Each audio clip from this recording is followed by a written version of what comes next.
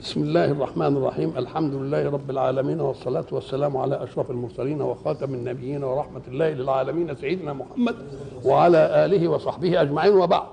فقد وقفنا في اللقاء السابق عند قول الله سبحانه: أعوذ بالله من الشيطان الرجيم، بسم الله الرحمن الرحيم، ياسين. وقلنا هذه من الحروف المقطعة، وإن صادفت اسما من أسمائه صلى الله عليه وسلم، كما صادفت النون في قوله نون والقلم وما يسطرون وذا النون. والحروف المقطعة قلنا حكمتها، قال لك عايزين بنغرف من معانيها لسه، ولذلك يقول لك ايه: بين فيه كل شيء ومنه آخذ قدر ذهنه كل تالي. الله، كل تالي ياخد على ايه؟ ياخد على قده. وبعدين ربنا يكشف أسرار الكتاب في مجموعة الزمن كله، حتى لا يستقبل زمنا بكل عطائه فتأتي الأزمان الأخرى بلا عطاء، وهو معجزة دائمة فسيظل معجزة دائمة. وقلنا إن فيه فرق بين أن تعرف الشيء وعلته ثم تقبل على الحكم، لكن تقبل على الشيء وأنت لا تعرف حكمته. حكمته الآمر به، حكمته. ولذلك احنا ضربنا مثل قديما، قلنا يعني احسن شيء عند الانسان صحته، فافهم ان صحتي انحرفت، واذا اكلت لقمه تتعبني، ابقى عندي الجهاز الهضمي تعبان، فنقعد احنا وحبايبنا واخواننا نقول: مين اللي متخصص في الجهاز الهضمي ده؟ يقول لك فلان، ونقعد نناقشه، وبعد ذلك نروح له. يبقى عقلنا انتهى الى اختيار الطبيب، انتهى. وبعدين يدخل المريض عليه فيكشف عليه ويشخص ويديله البروجيكت. قال انا بمسك ايده واقول له ساعه ما تكتب الدواء قول لي حكمته هيعمل ايه فيا دي؟ ما بقولوش. امال انت سمعت كلامه ليه ورحت الاجزخانه تدور على الدواء ولما ما لقيتوش جبته من بره ويبقى مر وتشربه؟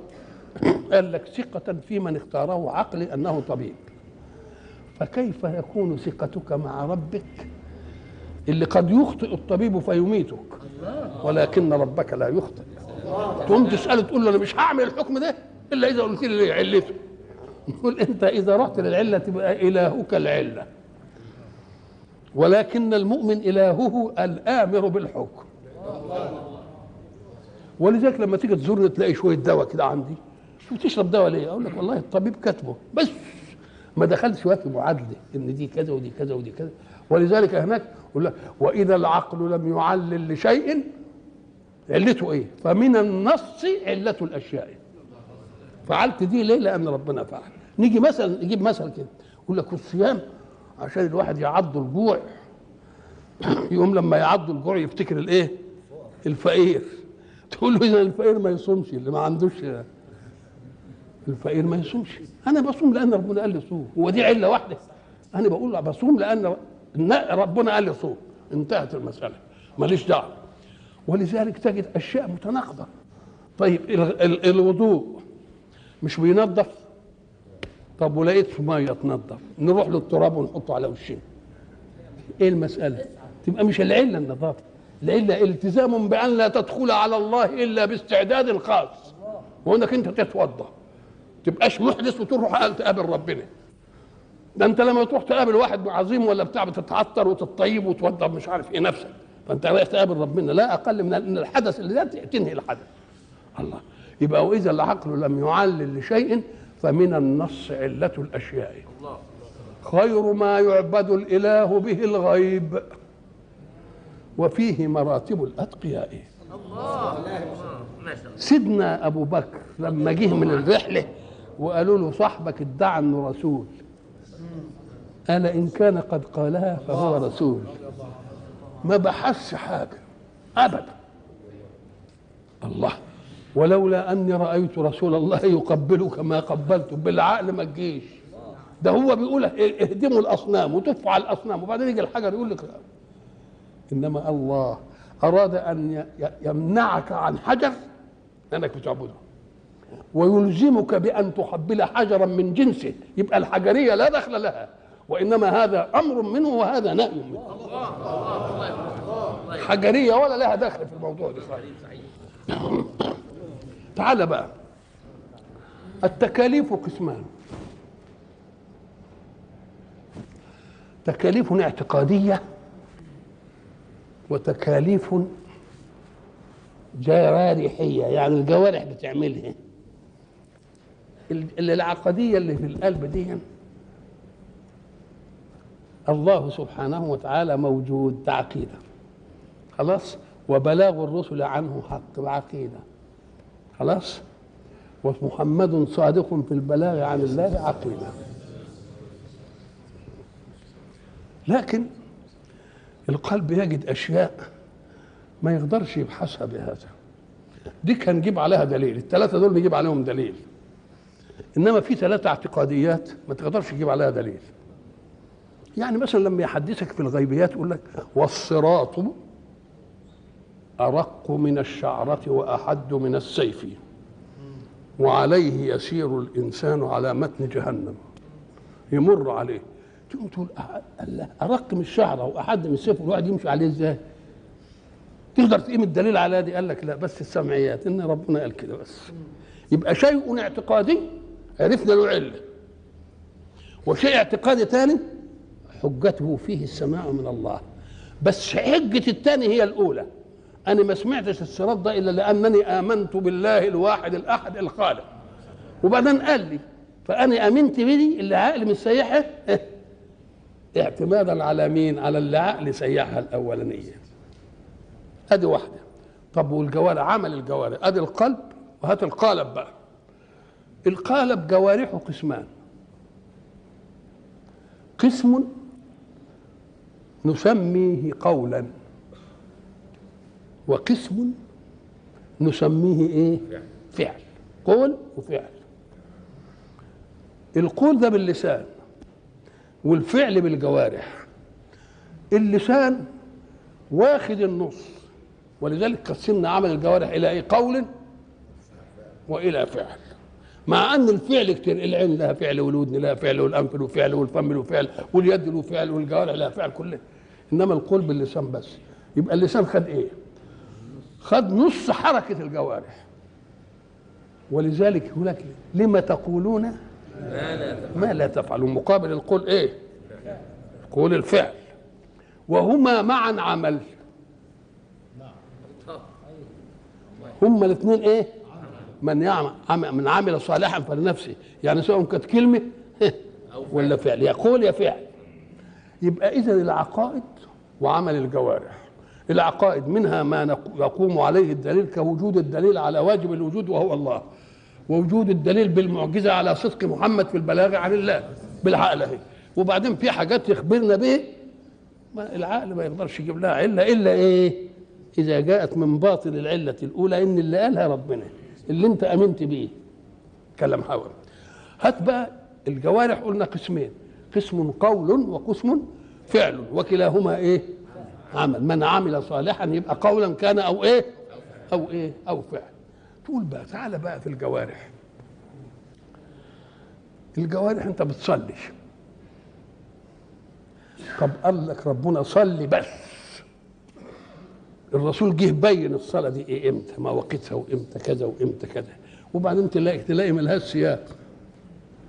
فيه مره نصلي 2، ومره نصلي 3، ومره نصلي 4، ومره نصلي ركعه واحده. لا، ملهاش نسق. طب تقدر تجيب لي العله في دي ايه؟ ما نقدرش نجيب العله الا لان الامر امر بها هكذا. تسبحون وتحمدون دبر كل صلاه 33. اشمعنى الوقفه في 33؟ تطوف 7. الله، يبقى فيه اشياء احنا واخدينها بس لان الله قالها، انما العقل ملوش فيها ايه؟ ملوش فيها. ولذلك الامام علي حب يوضع لنا حد في هذه المساله. قال لو كانت الامور يعني بالفهلوه وبالعقل كده، كان المسح على باطن الرجل اولى من المسح على الظاهر، لان الباطن هو اللي بيتوسخ. لو كانت المساله بالعقل ما نقولش ان الميه بتنظف والتراب بيلوث، ما تنفعش. يبقى لله حكمه فيما يفعل، وهو ايه؟ ادب الالتزام بالمامور به بدون دخل للعقل، لان العقل استعملته في انك امنت بمن امر. يبقى اللي خد عقله في من امر ياخد منه بقى كل حاجه، ياخد زي ما هقول له انا ده الطبيب هو اللي كتبه، ماليش مصلحه. فاذا تيجي للسان بقى، ساعة اللسان ما يتكلم نقول والله الكلمة دي أنا عارفها في اللغة، الجملة دي فهمتها. قال لك قال لك أهو فيه برضه ما يقف فيه العقل وما يعلمه العقل. اللي يعلمه العقل بقى ان لما نقول والسماء بنيناها بايد، نفهم السماء هي ايه واللي بنيناها يعني ايه، وايد يعني ايه كل حاجه. طب الف لام ميم اهو ده من الوقفه العقليه اللي هتخليك تؤمن بمن قالها لا بما قيل. الله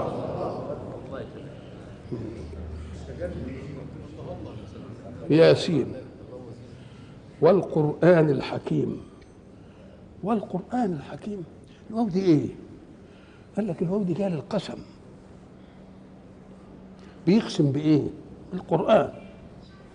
طيب القسم ده من الذي اقسم؟ الله. تقول له الله هو خالق الخلق وهو اللي اعلم بمكانتهم، فله ان يقسم بما شاء على ما شاء. يقسم بالملائكه، يقسم بالقرآن، يقسم بالذاريات، يقسم بالطور، الله يقسم بأي، والعاديات طبعا بالخيل يقسم. الله هو يعلم ايه اللي يقسم به.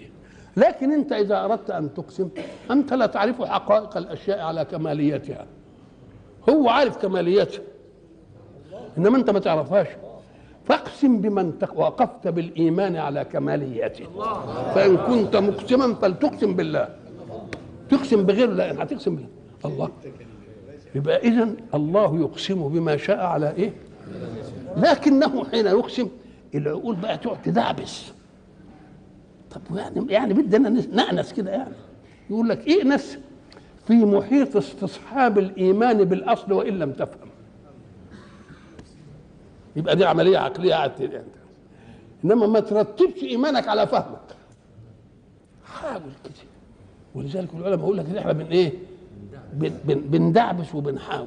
يعني لما اقسم والضحى، اعوذ بالله من الشيطان الرجيم، والضحى والليل اذا سجى، هات القسم جوابه ما ودعك ربك وما قلى. لانه لما الوحي جه ثم فتر فرحوا هم، قالوا يا باص ان رب محمد قد قلاه. بقى انتوا دلوقتي عرفتوا انه رب، في الهاجر عرفتوا انه رب وكرهوا. طب وفي الايمان لا، اشمعنى الرب اب دلوقتي عندكم؟ لانه هاجر محمد ان رب محمد ايه قد قلاه. نقول له يا الله ما شاء الله، عرفت انه رب دلوقتي ولا ايه؟ اذا المساله مش كراهه في الرب، دي كراهه في محمد بقى. بدليل لولا نزل هذا القرآن على رجل من القريتين عظيم. يبقى القرآن حلو قوي بس مش عايزينه على لسان دي. الله أهم يقسمون رحمة ربك. طيب قالوا ما ودعك ربك وما قلى. يعني ما تفتكروش ان فترة الوحي عن رسول الله صلى الله عليه وسلم عن كلا، لا، ده المسألة أن رسول الله بشر والوحي ملك، وللبشر طبيعة تكوين وللملك طبيعة تكوين، لا يمكن أن يلتقيا إلا إذا نزل الملك إلى مرتبة البشر فتمثل بشرا، أو يرتفع الرسول إلى منزلة الملكية عشان يقدر ياخد عنه. يبقى عايزين الاثنين. في أول ما جه الوحي بقى النبي يرجف مش كده، وزملوني ودسلوني والعرق وضمني حتى بلغ مني الجهد، لأني ملكية بشرية. فأراد الله أن يريح محمدا شيئا لتبقى متاعب تحمل الوحي بعيدة، ثم تبقى عنده حلاوة ما أوحي. فلما يرتاح من زي ما يكون أنت بتعمل عمل شق وبعدين طلعت بنتيجة يعني حلو، ساعة أنت ما ترتاح تبقى حلاوة الباقي هي اللي موجودة، وتقول هاتوا لنا يا ولاد التفاحة اللي كنا بنشعبط عشان نجيبها دي ناكل منها. إذا لما أنت تكون تعبت في عمل والعمل له ثمرة، التعب له راحة. فإذا ارتحت وبعدين جبت الثمرة لقيتها حلوة كده، تقوم انت يهون عليك التعب فيما بعد. اذا هون التعب فيما بعد يسهل العمل. ولذلك قال لك هناك عارفين، قال لك هب ان جبلا وعر المسلك وعليه شجر التفاح. شوف بقى انت تحت وشايف الثمره بتاعت التفاح تبقى قد ايه؟ ده لازم قد البطيخه على ما انت تشوفها تفاح. ما انت عالي تبقى التفاحه ايه علشان تشوفها انت وانت تحت؟ تبقى قد البطيخه على الان. يقوم بيقول لك ويوجد صرعى لطلوع الجبل. واحد طلع الربع ووقع والثاني طلع وربع. ايه اللي خلاهم يتهافتوا كده وشايفين الناس بيموتوا علشان يطلعوا الجبل؟ ايه هو؟ حلاوه الثمره، حلاوه. فلما يرتاح رسول الله الفتره من الوحي تبقى حلاوه ما اوحي فيتشوق له. التشوق ده يخفف عنه العيب، يخفف عنه العيب. وبعد ذلك قال هم كذابين واقسم قسما يؤكد كلامه والضحى والليل اذا سجى. احنا يقسم بما شاء على من شاء، ده احنا بنقول حل وسط العقل حول النص. قال لك الضحى محل الحركه والليل محله السكون. علشان يبقى لي حركه بكره لازم ارتحل بالليل، فتعب من الوحي يرتاح شويه عشان يستقبل ايه؟ الله. ولذلك قال ولا الآخرة خير لك من الأولى. ده ينزل عليك 3 آيات في الحكايه دي. امال الباقي هيبقى ايه؟ ولا الآخرة. فقال لهم يا مغفلين آية كونية أنتم متفقون عليها، الضحى محل الحركة والليل محل السكون، وانتم بعد ما تتعبوا بتروحوا تناموا عشان ايه؟ عشان تصحى عندك النشاط. كذلك صنعنا بمحمد. وبعدين جاب له الأدلة بقى، ما ودعك ربك وما قلى ولا الآخرة ولا سوف يعطيك ربك الله الله الله الله. يبقى إذن صحيح لما يقسم بشيء هو له يقسم، إنما أنا أحلوط حوالين الإيه؟ لما يجي يقول والليل إذا يغشى برضه والنهار إذا تجلى. الليل يغشى الناس تنام، والنهار تجلى الناس تصحى وتتحرك وبتاع. خلاص؟ ادي جنس الزمن، لان الزمن ظرف الحدث. ما دام في حدث يبقى له زمن. الليل ظرف للحدث. الحدث في النهار حركه وفي الليل سكون. خلاص؟ والليل اذا ايه؟ اذا والليل اذا والنهار اذا ايه؟ وقدم الليل، لان اي عمل لا يمكن ان تعمله الا وعندك نشاط. يبقى ارتاح علشان ايه؟ ولذلك احنا قلنا القصه بتاعت العمده. فات عليه واحد املاه بيضرب الغفير وضرب قاسي، فقال له يا شيخ حرام عليك غلبان. قال له انت عارف عمل ايه؟ ده انا مريت عليه الفجر لقيته نايم في الدرك بتاعه. فاللي قال له الكلام ده عارف المسألة. قال له ايوه ينام معقول؟ قال له معقول؟ قال له مش كان بيحرط لك بالنهار، هيبقى يحرط بالنهار ويجي يحرط بالليل؟ ما ينفعش يا اخي، ما ينفعش. الشاهد والليل اذا يغشى والنهار اذا تجلى. الناس بيعملوهم اضداد، تقولوا الليل مش ضد النهار، ده الليل بيكمله. الله بيكمل. عطف عليه ايه بقى؟ القضيه اللي الناس كلها مختلفه فيها الان، وما خلق الذكر والانثى. يبقى الذكر مش مقابل للانثى، ده مكمل له، زي الليل ما هو مكمل للنهار. وبعدين يجيب الآية بقى اللي هي إن سعيكم لشتى. كل واحد له مهمة يا ناس، كل واحد له إيه؟ كل واحد له مهمة. الله. والقرآن الحكيم، معنى حكيم أي ذي الحكمة.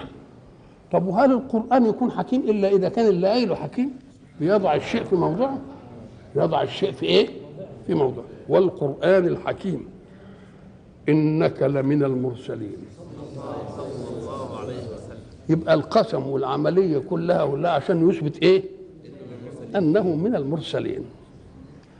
المرسلين جمع رسل، يعني مرسول، مرسول ومرسول يبقى إيه؟ مرسلين. وجمعهم ودي بقى رسول وده رسل. طب الرسل دي مش واسطة بين مرسل ومرسل إليه. طب المرسل اليه يعرف ان ده رسول ازاي؟ يقول له جيب معجزه ما نقدرش عليه نخرق بها نواميس الكون، وما دام نخلق بها نواميس الكون بس تكون من اللي هم شاطرين فيه، عشان قل الدليل على انه من الله انه فعل فعلا انتم نابغون في مثله ومع ذلك لا تقدرون ان تفعلوه. يبقى ده ايه؟ صادق. كلمة مرسلين ايه؟ جمع. هناك قرأنا وإن من أمة إلا خلا فيها نذير، يعني لا توجد أمة إلا وفيها نذير يبلغها مراد الله. ليه؟ علشان تقوم الحجة. الحجة يعني قال لك لأنك أنت ما تقدرش تعاقب إلا إذا كان في نص على أن ده جريمة. هل أنت واحد يعمل حاجة وتقول له تعالى أما حاكمك كده؟ إلا إذا كنت بتقول له أنت خالفت كذا القانون. ولذلك يقول لا تجريم إلا بنص ولا عقوبة إلا بتجريم. يعني العقوبة تبع الجريمة والجريمة لازم يكون عليها نص، والنص يبقى قبل مش بيعمل أثر رجعي، لا بعد النص. طيب وإن من أمة إلا خلا فيها نذير، علتها إيه؟ لكي لئلا يكون للناس على الله حجة. أنا عملنا ما نعرفش إنها حرام يا رب؟ لا أنا عرفتكم. وإن من أمة إلا خلا فيها إيه؟ نذير. يبقى إذن كل أمة بعت لها ربنا إيه؟ ولذلك المرسولين قسمين، نبي ورسول. بس الرسول دينه رسالته، مهمته الرسالة، ولكن النبي مهمته دينه هو لوحده، أمر بشرع يعمل به ولم يؤمر بتبليغه. من باطن مين؟ من باطن الرسول اللي قبله، كنموذج سلوكي. لأن الله يعلم أن هناك فرق بين الكلام النظري يقال وبين تطبيقه فعلا، فلازم يجيب ناس يطبقوا الكلام ده فعل في نفسهم عشان تبقى فيهم الايه؟ فيهم الأسوة. الأنبياء لما سئل عنهم رسول الله صلى الله عليه وسلم قالوا له كم رسول كم نبي؟ قال 124,000 نبي. 124,000 نبي متبعترين في الزمن. والرسول يا سيدني قال 313، منهم من قصصنا عليك ومنهم من لم نقصص عليك. اللي قصصناهم عليك كان في تلك حجتنا منهم 8 من بعد 10، مش كده؟ تلك حجتنا اتيناها ايه؟ على قومه الى اخره. دول تعدهم في الايه دي تلاقيهم ايه؟ 18 من بعد 10. في تلك حجتنا اي في آية تلك حجتنا منهم 8 من بعد 10، ويبقى 7 وهم إدريس هود شعيب صالح وكذا. دول كفل آدم بالمختار قد ختموا. يبقى دول السبعة، 7 و18 يبقوا 25. وفيه رسل ما خصهمش علينا، ما هو بيقول 313. ليه؟ لأن حتى كل جماعة كده يبعث لهم رسول. ليه؟ لأن الآفات كانت منوعة بتنوع الأمكنة التي لا التقاء فيها. هنا ده كذا وهنا ده كذا وهنا ده كذا وهنا ده، ولذلك حتى ادانا سورة أرسلناه إلى 100,000 أو إيه؟ أو يزيدون. يعني كل جماعة كده يروح لهم. وأصحاب الأيكة مش عارف كانوا كام، يعني مش ضروري بقى أمة كبيرة كده وبتاع وحاجات زي دي، لا. فرسول الله عمل 124,000 للأنبياء و313 للرسل اللي قص علينا منهم في القرآن 25 آية. تلك حجتنا لوحدها فيها 18، والباقي بقى اللي قلنا ويبقى 7 وهم إدريس هود شعيب صالح وكذا. دول كفل آدم بالمختار قد ختموا. الله.